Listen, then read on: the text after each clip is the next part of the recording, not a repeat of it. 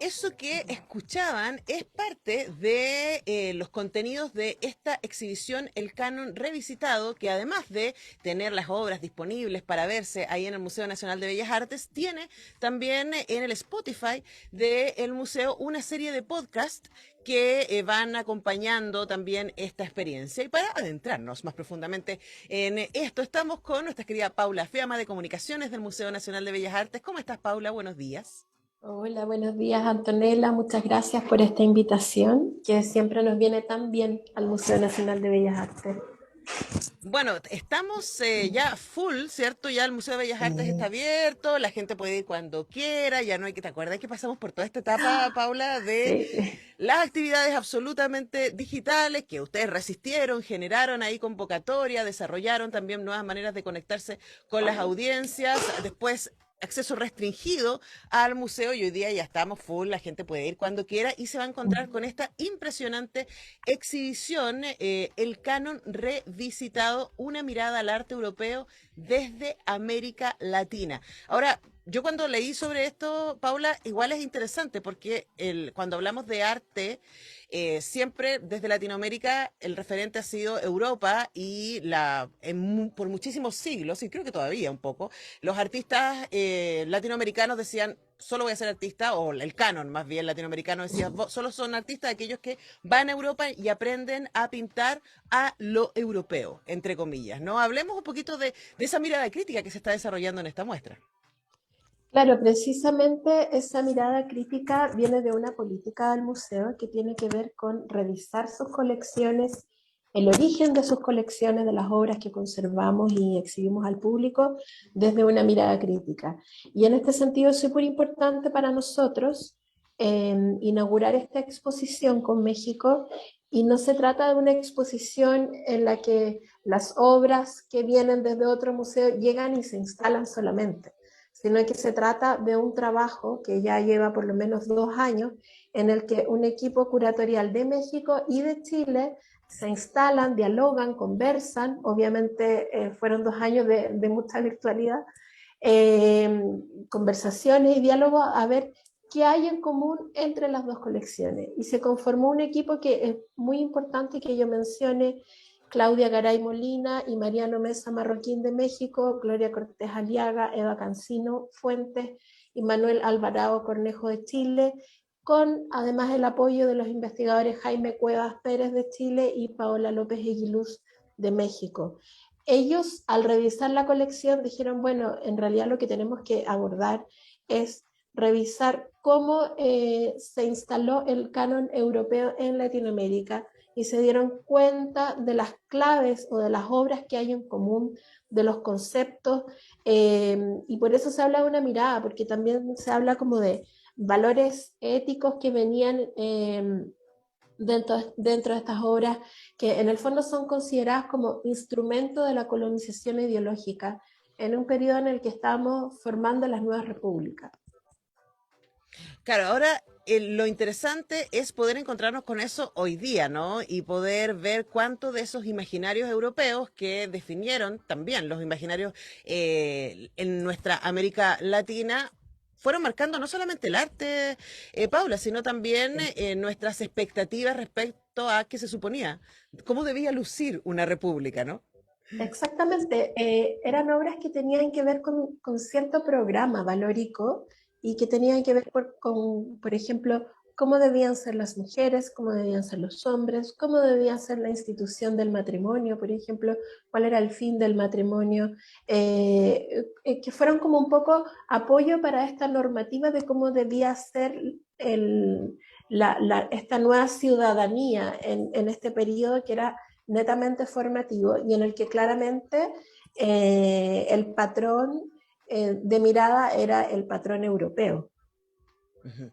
Bueno, estamos conversando con Paula Fiamma a propósito de esta muy interesante exhibición que está en este momento en el Museo Nacional de Bellas Artes, el Canon Revisitado, una mirada al arte europeo desde América Latina. Son 70 obras pertenecientes a ambos museos para reflexionar sobre las ideas y principios del canon occidental que se instauraron en el continente a través de la circulación de las imágenes. Y nosotros recién escuchábamos ese podcast y el podcast terminó, o nosotros lo interrumpimos porque no termina ahí el podcast, ¿no? Sí. Haciendo una reflexión, por ejemplo, a la ausencia de artistas mujeres. Y que la representación de lo femenino está instalada también desde este canon, ¿cierto? Y desde esta mirada europeizante y también, como tú decías, con ciertos valores respecto a la familia y el lugar de la mujer al interior de la sociedad. Hablemos también cómo hablar de la ausencia a partir de estos análisis. Bueno, tenemos algunas obras que nos pueden hablar de esa ausencia, en el fondo, a partir de estas obras que en ejemplo, son dos, de autoras mujeres. Podemos hablar un poco de la ausencia de las mujeres artistas en este periodo, pero también desde la mirada de los hombres, cómo se interpretaba o cómo se decía que debía ser el mundo femenino. Ujú. Y ahí es súper interesante porque en la exposición pueden encontrar no son códigos QR, pero son códigos de Spotify que el celular los puede leer y inmediatamente se conectan con cada capítulo de la exposición y específicamente el que tiene que ver con lo de las mujeres, se llama lo abyecto femenino. Ujú. Y en este sentido la museografía es muy entretenida, se adecua a los tiempos actuales en el fondo. Y algo entretenido también para contar es que la curatoría, la museografía, replica un poco la sensación de ver un depósito. Las obras en los depósitos de los museos generalmente están como en una especie de grillas, que son como unas mallas donde se van colgando las obras para poder guardarlas, porque evidentemente hay un tema de espacio, se necesita espacio para conservar una colección tan grande como la de un museo. Por ejemplo, la del Museo Nacional de Bellas Artes son 6.000 piezas. Entonces, en estas grillas se van conservando, guardando las obras y la exposición emula esto y da la sensación de que están en el espacio en el que tienen que trabajar los conservadores, los investigadores, los curadores, y es muy interesante también la iluminación. No sé, hay una serie de detalles que tienen que ver con cómo se trabajó la puesta en escena de esta exposición y Ujú. que logra un resultado bastante maravilloso, diría yo. Claro, además me parece que esa propuesta escenográfica, ¿cierto? De sacar Ujú. la obra de la pared y del tipo de Sí, iluminación también está cuestionando ese lugar que ha tenido la obra como algo que está dicho, ¿no? Y que claro.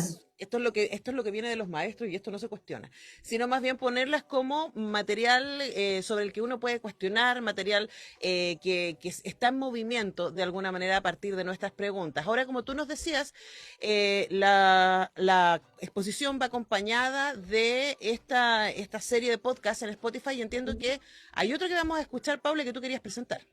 Ah, sí, bueno, lo que pasa es que para la inauguración y para la preparación de esta exposición tuvimos la visita de Mireida Velázquez, que es la directora del Museo Nacional de San Carlos de México, y bueno, fue una semana bien intensa y ella nos dejó unas palabras que sería bueno que el público pueda escuchar porque tiene que ver con el sentido de la exposición. Vamos a escuchar eso entonces. El canon revisitado hace referencia a estas formas tradicionales de representación del arte europeo, es decir, cuál era la belleza ideal, cómo se representaba el cuerpo masculino y el femenino, cómo la blanquitud era parte fundamental de esas representaciones. Y cuando nosotros decidimos revisitarlo, significa cuestionarlo, significa también tener una perspectiva crítica. Es decir, nuestros países no son netamente blancos, tenemos muchísima diversidad racial y cultural y esas diversidades no están representadas en colecciones como las nuestras. Por eso era momento de hacer una revisión crítica y cuestionar qué tanto efectivamente estos cánones y estas idealizaciones nos representan a los chilenos y chilenas y a los mexicanos y mexicanas en realidad.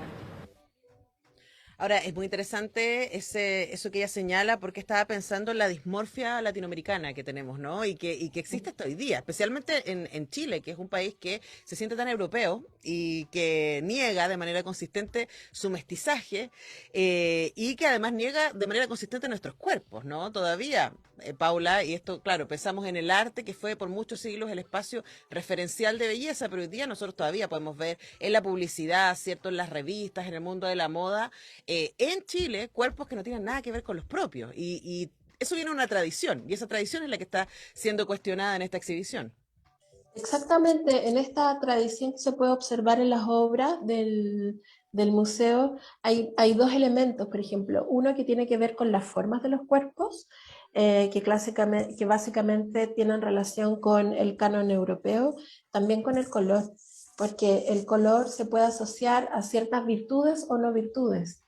Y de ahí también hay una interpretación muy profunda que hacer y de ahí nos damos cuenta cómo a través de obras que fueron realizadas entre el siglo XVI y el siglo XVIII podemos entender y conocer claves de lo que somos hoy día, de nuestra idiosincrasia, de nuestra identidad y de cómo hemos ido interpretando la blanquitud y la no blanquitud, también llevando los espacios de poder. Y en este sentido, los cuerpos pueden ser leídos también como en una escala política también. Entonces es súper interesante para nosotros como museo abrir esta exposición que por un lado invita a apreciar estas obras que son maravillosas, pero también a reflexionar y a cuestionar cómo hemos sido y cómo somos ahora y qué es lo que se mantiene de aquello que nos fundó hace unos buenos siglos atrás. Sí, Eh, es interesante pensar que las obras son del siglo XVI y XVIII, pero la discusión respecto a nuestro mestizaje es algo que nos sigue cruzando. que está absolutamente vigente aún en esta época. Y también me gustaría recalcar que se está haciendo una propuesta de mediación con esta exposición, precisamente para que el público pueda internalizar los contenidos de la obra desde su propia experiencia, desde cómo ellos han sentido el concepto de la pictocracia, que es como transversal a muchas de las obras de la exposición. Y para eso, para hablar precisamente de la mediación en esta muestra, queremos invitar para el 26 de mayo a las 12 a través de nuestro canal de YouTube MNBA Chile a un programa que hacemos nosotros en vivo desde la sala de exhibición, contando las claves de la exposición, pero también el concepto de la mediación, cómo estamos invitando al público a que participe y sea parte de esta exposición. Bueno, entonces ya tienen toda esa información y todo está en mnba.gov.cl, y además pueden seguir las redes sociales muy activas del Museo Nacional de Bellas Artes en esta constante interacción para que la comunidad sepa que el museo es algo que está vivo, que incluso las obras que tienen 500 años, 400 años, tienen cosas que decirnos hoy día y las podemos cuestionar también. Paula Fiamma, muchísimas gracias nuevamente por este tiempo con Radio Universidad de Chile. Muchas gracias a ustedes también. No saben lo agradecidos que estamos por esta ventana que nos dan para dar cuenta de todo lo que hacemos, que es harto, y siempre pensando en el público. Por supuesto, estamos en la misma desde Radio Universidad de Chile también, generando reflexión a través de la cultura y las artes. Vamos a despedir a Paula, vamos a irnos a la pausa, a la música y ya regresamos.